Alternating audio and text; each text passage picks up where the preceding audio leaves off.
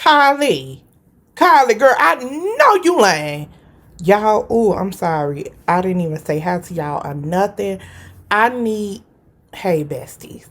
I need Carlee Russell to bring her tail to the forefront. Have you all seen the updates? The police department's press conference about I was gonna say our sis, but I don't know, we might be putting her out the family. Carlee Russell.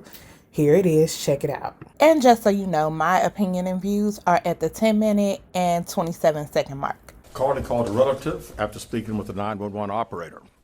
She went missing during that conversation sometime after 9:36 p.m. Traffic camera footage was obtained which depicted this portion of the incident, and that footage was analyzed as part of the investigation in conjunction with the 911 call and cell phone data to accurately determine the time frame. Carlee's 911 call remains the only report of a child on the interstate, despite numerous vehicles passing through the area at that time. No one has called to report that a child is missing, and the Hoover Police Department did not locate any evidence of a small child walking down the interstate. Data from Carlee's phone, including her Life 360 app, shows that she traveled approximately 600 yards in her vehicle while she was on the phone with 911, stating that she was following a child. 600 yards. That is 6 football fields straight. 600 yards. The Hoover 911 Center received a second call from Carlee's mother stating that a relative was on the phone with her when they heard Carlee scream, and then they had an open phone line. Hoover police officers arrived on the scene within 5 minutes of being dispatched, and several other officers arrived shortly. They located Carlee's wig and cell phone in the grass near the vehicle. Her purse was located in the front seat of her vehicle with her Apple Watch in the purse. The food she ordered for Tzatziki's was also in the car. The items she purchased from Target, as well as the items taken from her place of employment, were not in the vehicle, nor were they located anywhere around the scene. Hoover police deployed all available assets from the point in the search for Carlee. Additional resources were called in to include our own drone unit, crime scene investigators. Numerous detectives responded to the scene. Throughout the day Friday, officers from surrounding local and federal agencies assisted Hoover police in the search for Carlee Russell.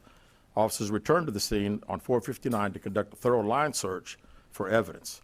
K-9 teams from the Jefferson County Sheriff's Department responded to check for any sign of Carlee, the child that she claimed to see, and anything else that could be considered evidence in this case. Those searches all turned up empty. Private citizens, including search parties organized by her family, friends, began looking everywhere that they could to find any trace. These searches took place throughout the day Friday and again on Saturday, yielding nothing. At 10:44 p.m. on July 15th, the Hoover 911 Center receives a call from Carlee's residence stating that she returned home on foot. In subsequent investigations, detectives obtained surveillance footage of Carlee walking down the sidewalk alone prior to arrival at her residence. She was conscious and speaking with paramedics when she was transported to UAB. Detectives were able to obtain a brief statement from her prior to being treated and released. During the statement, she told detectives that while traveling down the interstate, she saw a baby walking down the side of the road and called 911. She stated when she got out of her vehicle to check on the child, a man came out of the trees and mumbled that he was checking on the baby. She claimed that the man then picked her up and she screamed. She stated he then made her go over a fence. She claims he then forced her into a car, and the next thing she remembers is being in the trailer of an 18-wheeler. She stated that the male was with a female. However, she never saw the female, only hearing her voice. She also told detectives she could hear a baby crying. She told detectives the male had orange hair with a big bald spot on the back.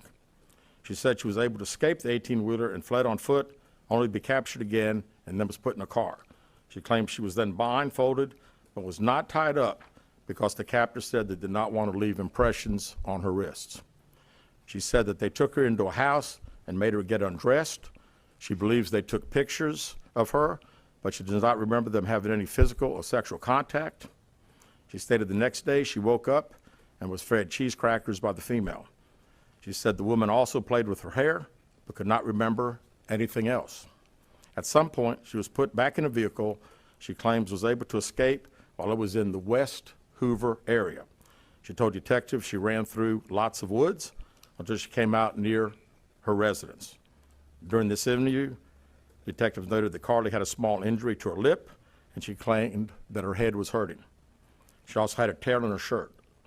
Detectives also noted that she had $107 cash in her right sock.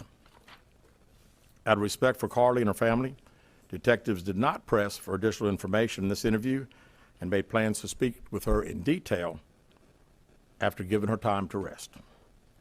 Detectives continue analyzing data from Carlee's cell phone that was left behind at the scene. We enlisted the help of the United States Secret Service in conducting this analysis. Part of what data includes several internet searches in the days leading up to her disappearance that I think are very relevant to this case. On July 11th at 7:30 a.m., the term, "Do you have to pay for an Amber Alert?" was searched. On July 13th at 1:03 a.m., the day of her disappearance, the term, "How to take money from a register without being caught," was searched.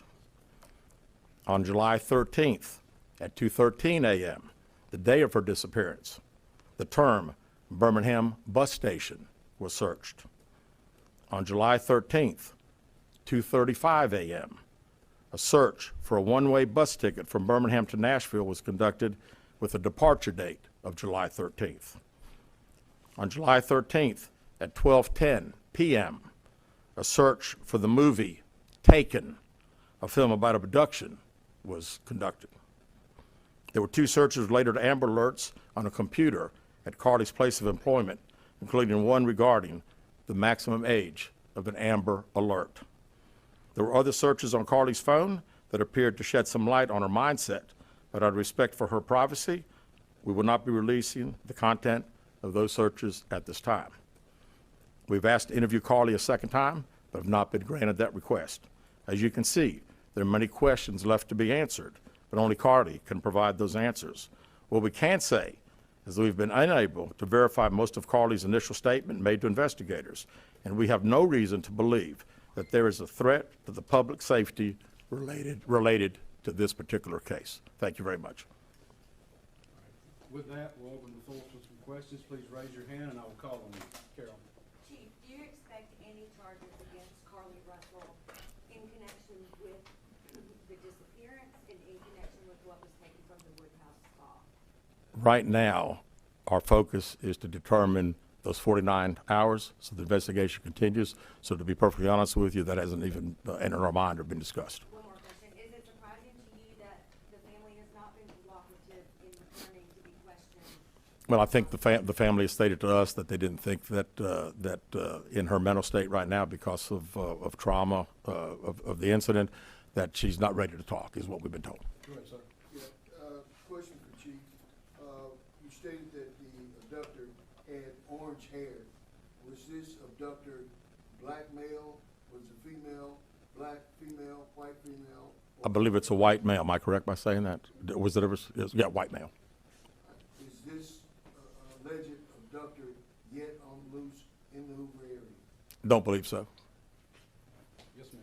Chief Brittany Dion, WBRC, has a toxicology report been done, and were any drugs or illegal substances found in her system? We have no report of that. Is any indication of mental illness in this case? Not that I'm aware of. Lisa. There's been a concern in the community that if this turned out not to be a true story, that the next time a young woman of color was missing, that it might not be taken seriously. How would you respond to that? I'd respond to say that we investigate every crime to the fullest, just like we have this one. Was she traveling with anyone, excuse me, was she traveling with anyone since the time she disappeared, to your knowledge? And not to my knowledge. Chief, I know you said you weren't able to verify a lot of aspects of the story. Where do you think she went, and how would you characterize what happened here? You know, that's the $100 question. You know, we pretty much know exactly what took place from the time she left work until she got on the 911 call, and we can see getting out of the car on the interstate from that footage. And after that, I think she only knows. We don't know. Well, one quick follow-up. Her parents, did you speak with you think it is they were so adamant that there was an abductor?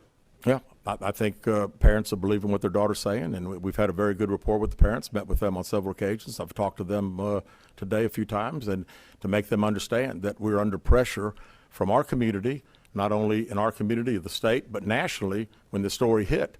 And I just wanted them to understand that today we were going to have a press conference, and what we were going to detail today are facts. And everything that I've told you today is actual facts. It's not innuendos. It's not what I think. It's not what these detectives think. It is the factual information that we have. So, in short, use a Jussie Smollett lie. Use a Martell Holt lie. Use a Marceau Scott lie. Use a lie and a half, and the truth ain't in you, Carlee. Carlee girl, why would you what? My issue is this. Number one, so my first thought is initially when all of this stuff was unfolding, I prayed. Okay, girl, I prayed for Carlee.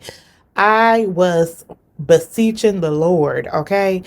And between her and Jamie Foxx, I want my prayers back. Okay, not that Jamie's not hurt. He obviously was. But, girl, okay, so then after I prayed and people were like, something's not adding up.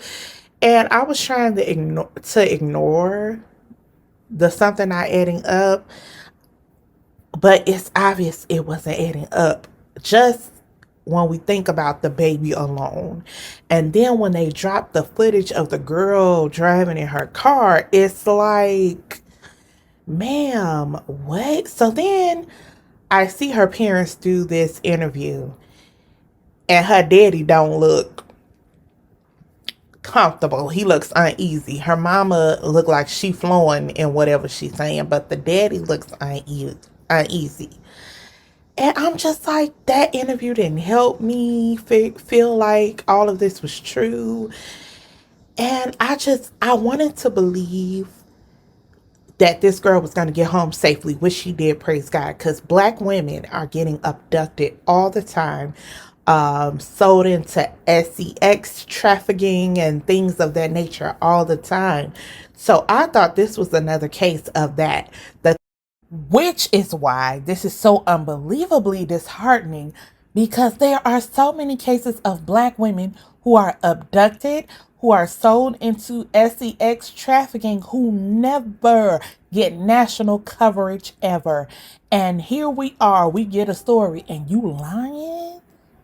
Girl, that undermines our efforts and our lives. They were using a toddler to lure this woman into sex trafficking. That's what I thought it was. And then, baby, they said the girl came home on foot. I said, what? What happened? I was confused. Because I ain't never known no sex trafficking people. Ooh, I said the word. To just drive you back to the door. Like, what? So I was thoroughly confused by that. And then they said she spoke to the police, and then she didn't want to talk to nobody else. Carlee, this one I'm going to tell you where you messed up. No one, the whole plot was stupid. All of it. Top to bottom, bottom to top. Now, y'all have to understand something about these cell phones. It tracks everything. Your movements, your searches, nothing that you do on your phone cannot be found out, honey. So y'all need to know and understand that, especially these young people who think you're looking at stuff or sending stuff and no one can trace you. Everything you do can be traced. That's number one. Number two says, why were you searching the movie Taken and Amber Alerts? Are you dumb? And I wanted to believe that this lady had mental issues, but the police said, no, she just made a decision. And her family, for them to ask us for privacy after involving us in this, is crazy. We deserve an apology from Carlee and her family and that brother of hers who was gaslighting folks on TikTok talking about black women this and black women that. Y'all use the blackness, and which is all right, to get attention and garner attention on this case. And we came in droves. We prayed. The people was down in y'all state looking for her, creating search parties and all that, all for this to be not real. And Carlee, here's the thing. If your people would have just said that you were missing, reported you missing, and you came back and you was just like, oh no, I just needed a break, that would be one thing. But you, in my Mimi voice from Love and Hip Hop, you sat up with the detectives, told them the child story. You called 911, told them about finding this toddler, and don't know toddler exists. What? Y'all, what y'all think about this Carlee case? Baby, Carlee is a case study. She is not the first person to to fake abduction, but I don't know if no other black people was doing it. So y'all let me know what y'all think. Are y'all upset with Carlee? Because Carlee done ran out. I love y'all so much. Don't forget to like, share, comment, and subscribe to this video. Sound off. Y'all could go in on Carlee if y'all want to. If y'all see memes on social media, go ahead and tag me. Because they've been, funny. But Carlee, we're going to pray for your mind. Because obviously it ain't going up every floor. Something's not going up every floor up there, okay? You may be one can short of a six-pack. But anyway, thank y'all so much for watching. Y'all have a blessed day, and y'all pray for Carlee, man. Bye.